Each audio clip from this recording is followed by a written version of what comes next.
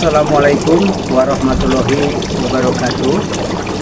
Saudara-saudaraku, para follower, subscriber, supporter, liker, Kangguru Kreasi, selamat berjumpa kembali di channel ini. Semoga Anda semua senantiasa ada dalam lindungan Allah Subhanahu wa Ta'ala. Baik saudara-saudara, pada kesempatan kali ini insya Allah Kangguru akan membahas sedikit tentang perbedaan antara balong tanah dengan balong bikinan hasil rekayasa yang disebut dengan balong atau kolam bioflok. Perbedaan tersebut tentunya sangat banyak sekali dan tidak mungkin Kangguru bisa kupas, terutama di sistem bioflok, karena pertama ilmu kurang memadai, yang kedua tidak perlu diperbandingkan karena di antara dua balong ini, karena di antara dua jenis balong ini keduanya memiliki keunggulan dan kelemahan. Dengan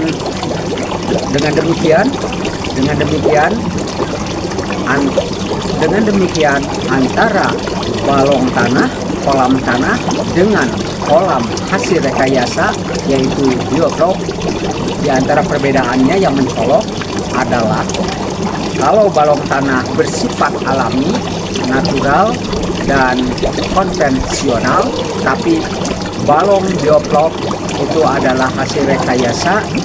Di dalamnya ada unsur-unsur teknologi dan cenderung lebih bersifat ilmiah atau teoritis, ya. Nah, tentunya mengenai balong atau kolam bioflok di luar kapasitas Kangguru untuk mengupasnya. Dan di sini karena di antara dua jenis balong ini keduanya memiliki keunggulan dan kelemahan. Dengan demikian antara balong tanah, kolam tanah dengan kolam hasil rekayasa yaitu bioflok, di antara perbedaannya yang mencolok adalah kalau balong tanah bersifat alami, natural, dan konvensional, tapi balong bioflok itu adalah hasil rekayasa. Di dalamnya ada unsur-unsur teknologi dan cenderung lebih bersifat ilmiah atau teoritis. Dan pada kesempatan kali ini, walaupun bahasannya adalah antara kolam tanah versus kolam bioflok, tapi Kangguru tidak akan bahas kolam biofloknya yang terlalu teoritis dan banyak hal yang harus Anda kuasai, terutama unsur air secara kimiawinya, secara biologisnya, secara ilmu pengetahuan kealamannya harus betul-betul dikuasai. Pada dasarnya kolam bioflok itu akan bisa Anda kuasai oleh para petani peternak yang betul-betul memiliki kapasitas dana, memiliki sumber dana yang memadai untuk terciptanya atau untuk membangun kolam bioflok. Sementara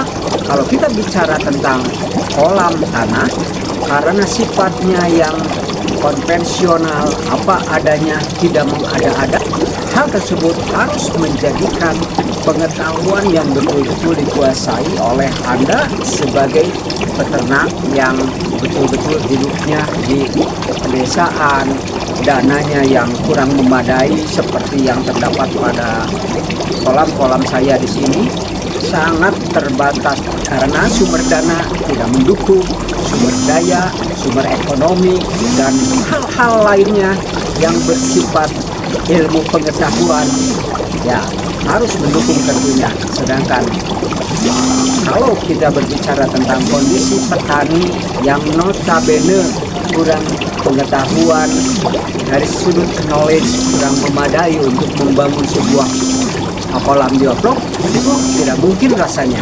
Oleh karena itu, mari kita kembalikan lagi mindset kita out of the box, bahwa kita harus berpikir jika yang hidup di daerah pedesaan dengan sumber air yang melimpah, airnya masih murni dan masih terjauh dari unsur-unsur kimiawi oleh pabrik-pabrik, tentunya nggak usah berpikir tentang bagaimana membangun kolam bioflok.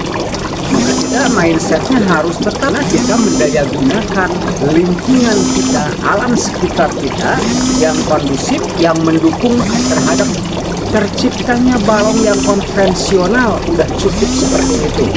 Balong konvensional akan berskala besar dan berskala industri ketika kita mampu menjaga, merawat, memanage, mengatur, dan mengolahnya. Sedangkan balong bioflok itu tentunya ada sarana, ada sumber daya alam yang tidak mendukung.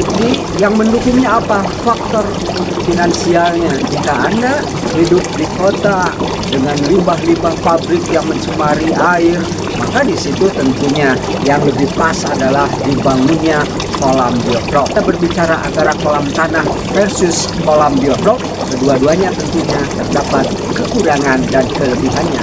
Oleh karena itu, bahasan kali ini akan diarahkan ke kolam tanah, terutama untuk Anda yang betul-betul minim sumber daya, sumber dana, sumber ekonomi, sedangkan alam di sekitar Anda mendukung terhadap terciptanya sebuah ekosistem balong tanah. Maka beternaklah dari sekarang. Itu sebuah anugerah Allah yang dilimpahkan kepada Anda. Anda hidup di pedesaan dengan suasana yang alami, serba alami lah. Airnya masih jernih, tidak ada limbah-limbah pabrik. Kemudian tanah sekitarnya juga sangat mendukung terhadap terciptanya sebuah balong yang sehat. Mulailah usaha membuka atau membudidayakan. Saudara-saudaraku, inilah beberapa keunggulan kolam tanah. Di kolam tanah tersedia berbagai mikroorganisme seperti plankton yang tentunya bisa menjadi pakan alami bagi ikan. Keunggulan kolam tanah berikutnya yaitu terdapat lingkungan yang alami, karena kolam tanah menciptakan lingkungan yang lebih alami, mendukung pertumbuhan ikan dan menjaga kesehatan mereka. Keunggulan yang ketiga, kolam tanah kaya akan mineral, zat-zat renik yang penting bagi nutrisi ikan.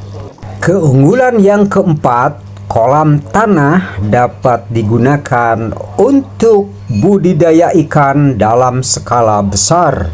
Keunggulan yang kelima dari kolam tanah yaitu dapat meningkatkan pertumbuhan ikan karena nutrisi yang berlimpah di kolam tanah tentunya dapat membantu ikan tumbuh lebih cepat.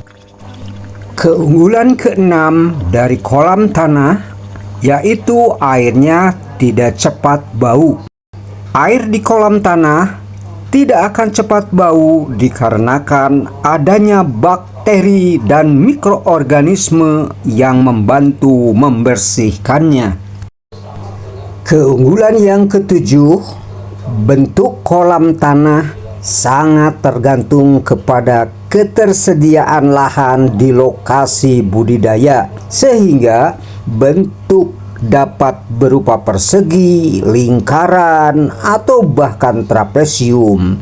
Tidak seperti halnya kolam bioflok, orang selalu buat dalam bentuk persegi atau kebanyakan bulat.